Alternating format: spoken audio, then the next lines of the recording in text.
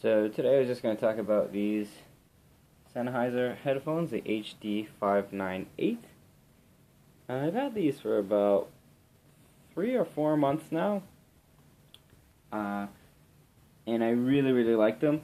So first off, just I guess talking about the design, they're kind of have this unique, like 70s Cadillac kind of look to them, which is pretty subjective. You either probably love it or you don't. But as far as sound goes, this is maybe the 6th pair of headphones that I've owned, like serious headphones, and I'm really impressed with them actually. Where these things excel, like where they do the best, is their stereo imaging. They just have a real nice sound stage, a real nice sense of space about them. Probably the best I've heard, short of like really expensive headphones like the HD 800s, which are like $3,000 headphones. These are great for that. Yeah, and for their price range, I mean, they're amazing. I picked these up secondhand, and they were less than $200. So for that price range, you really can't complain. Some of the maybe downfalls about them. When I first got them, I noticed there's a little bit of like wiggle room on the cans themselves here, which at first I thought was, made them feel kind of cheap, but actually it works to their advantage. I'm sure it's intentional now that I think about it, because they feel so comfortable. And they just have a little bit of flexibility to fit your head just right and create the right kind of seal you need. And they're just, you can wear them for hours. I wear them for hours quite often, and yeah, they're pretty unbelievable. But yeah, negative things. I find them sometimes a little bit lacking between like 40 and 80 hertz, which is okay because right now I'm pairing them with this Fio headphone amplifier, and it has an EQ setting there. The 0 setting is flat.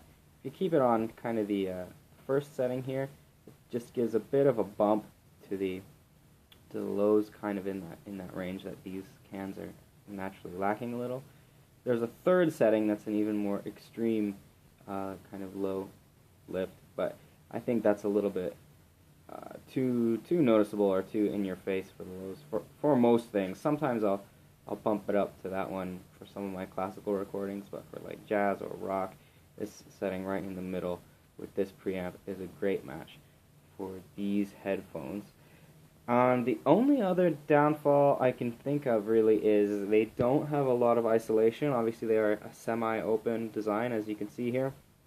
So you wouldn't want to wear them on the train or anything. Actually, the first day I wore them on the train, and people are going to tell you to turn them down because you can kind of hear right through them. And if there's lots of background noise where you're listening, you're going to have a hard time with that as well. So they're great for kind of kicking around at home or in the studio or whatever, but not something you want to wear around with you.